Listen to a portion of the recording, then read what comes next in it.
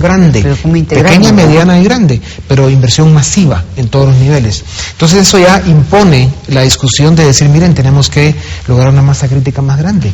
Ya lo hizo Europa, lo están hablando en otras partes del mundo, y aquí los centroamericanos seguimos siendo esos mercaditos aislados y tristes. Entonces ahí ya tienen ustedes ciertas condiciones que tienen que darse: la masa crítica, un régimen de legalidad que busca la reforma política, y luego el seguir promoviendo el tema de la educación. La decisión para hacerlo, si no... Hay una agenda pendiente, Dionisio y compañeros. ¿Desde cuándo se viene hablando de la integración centroamericana? ¿Cuántos años lleva esto y qué se ha logrado? Absolutamente nada. Tenemos un Parlacén que lamentablemente sus decisiones nada que ver con esa integración. Entonces, lograr esa reforma para que sean vinculantes y lograr precisamente acrecentar el mercado que nos permita ser objeto de atención de los inversionistas. Yo no estoy seguro si se debería pero se ha logrado algo. Independientemente que vamos caminando muy despacio, demasiado despacio. Y el otro problema que falta es precisamente lograr los acuerdos y consensos a lo interno, que permita precisamente como país irnos a un mismo norte. Ahora hay un problema que yo les quiero plantear los minutos que nos quedan. Las oportunidades tienen sus momentos y se pierden si no se aprovechan, y el costo es generaciones perdidas. Cuando decía el licenciado León, vamos caminando en algunas cosas, pero ha tomado mucho tiempo. El problema es que vienen ciclos como lo que está pasando ahora en Venezuela, Bolivia, Ecuador, y en otros lugares, Nicaragua, lo que sigue pasando en Cuba, y al final, si el sistema democrático no es capaz de generar bienestar, de promover el desarrollo social y económico de los pueblos, pues ese modelo político se va desgastando.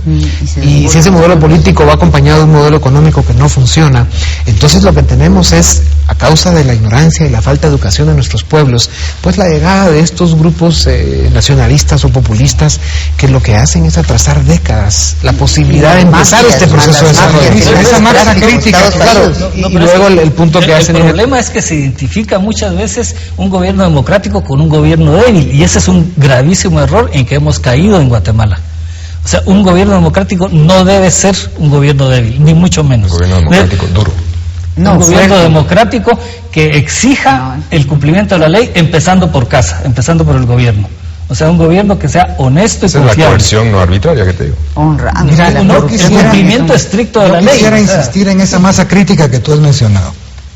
Cuando nosotros proponemos apoyar al interior del país, a los pueblos mayas, con financiamiento, con educación, con facilitación de la creación de empresas, es exactamente eso. ¿Y cuáles pueblos mayas en primer lugar? Pero también la educación, mejorar los niveles educativos. Lo hemos estado haciendo muy despacio. Yo creo que deberíamos... Pero es que ahora debemos hacerlo como una política de Estado. Así es. ¿Qué más tenemos que llegar a los consensos que tú dices para tener una decisión política de todos, de hacer un ambiente de creación de empleo.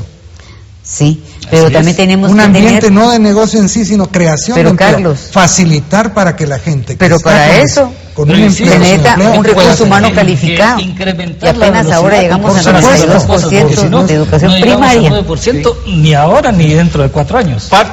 Parte del problema es de que en Guatemala no se ha logrado el consenso. Los partidos políticos son los instrumentos que deben de conllevar a ese consenso, pero no se aplica. Junto con las gremiales, juntos con las diferentes asociaciones. La UNE propone un pacto social para definir qué país queremos y hacia dónde queremos llegar, cómo lo vamos a financiar. Ahora miren, antes de que vayamos al corte y vengamos a nuestro último segmento, les planteo el tema que podemos tocar en los últimos minutos. Los proyectos políticos cada 4 años pues hablan de sus proyectos y de sus planes. Sin embargo, cuando uno hace la matemática de qué proporción del Estado perdemos cada año en Guatemala a las manos del crimen organizado y del Estado paralelo, qué porcentaje de la economía sigue siendo informal, que en vez de controlarse más ha crecido. Entonces realmente el gobierno, el Estado mismo, pues se va convirtiendo en una cosa proporcionalmente cada vez menor a lo que es el Estado nacional. Pero esa es la política de Estado que se ha seguido. Entonces, no era necesario seguirla. Así es. Entonces, nada más dejar la inquietud y volvemos en un momento para seguir con este tema del nivel de gravedad que está viviendo una parte importante de Latinoamérica. Encima con estos gobiernos que lo que han hecho unos abusando de la tenencia del petróleo, el uso de los recursos para contaminar a la juventud y a Latinoamérica con un veneno del que va a costar salir. Volvemos y seguimos con Libre Encuentro.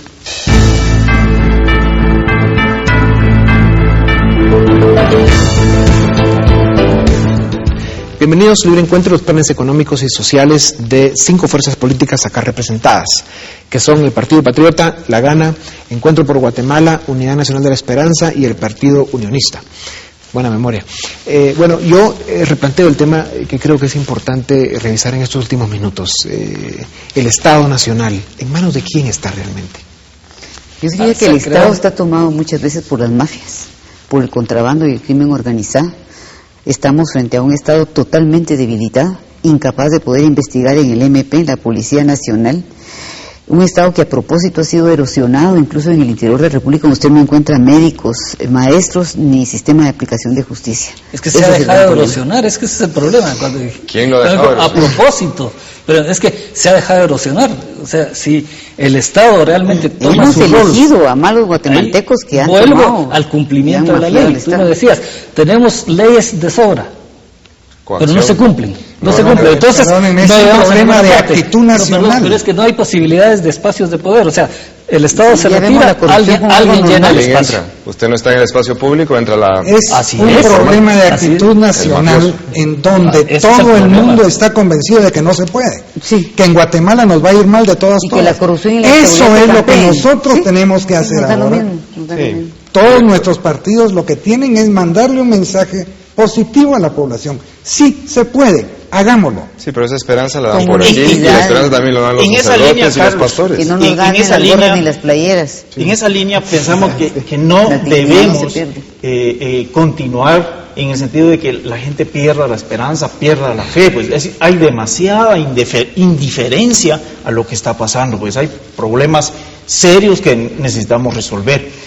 Y el tema está en que cada quien juegue su rol donde corresponde.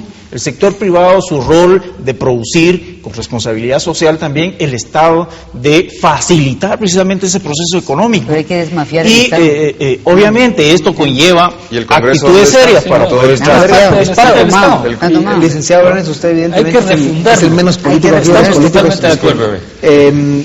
Usted habló de digamos, la cantidad de grupos que dan esperanza y tal, pero el optimismo, la esperanza, el entusiasmo necesita un fundamento. Por supuesto, digamos. ¿Verdad? ¿De dónde sale ese fundamento? Creo que ver los resultados de una autoridad política fuerte, y eso se mira en el Congreso de la República. Por eso creo que si nosotros vamos a ir de candidatos, y creo que todos vamos a estar ahí negociando, y si es como se va a hacer aquí en este foro, allá, creo que nos va a ir muy bien. Correcto. Sin embargo, tenemos que decir cómo.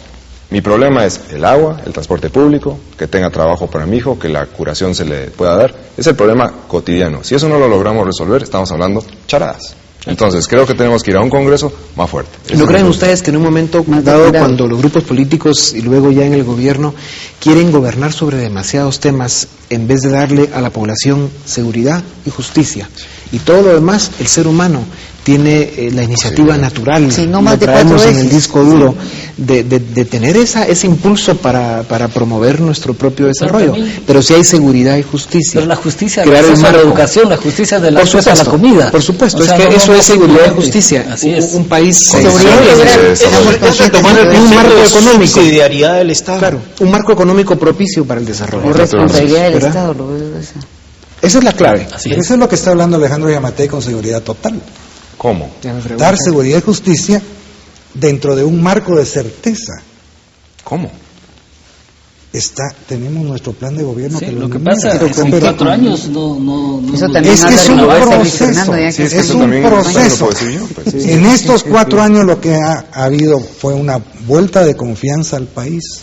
El país estaba de rodillas al principio de estos 4 años. Y yo siento que estamos... ¿Se han cometido errores? Sí. Hay que retomar Pero el eso Estado. es lo que tenemos Hay que retomar el trabajar Estado. en el próximo Yo creo gobierno. que lo que dice Pero Edgar hay es mucha, correcto. Hay sigue que habiendo retomar mucha el mafia, Estado. Carlos.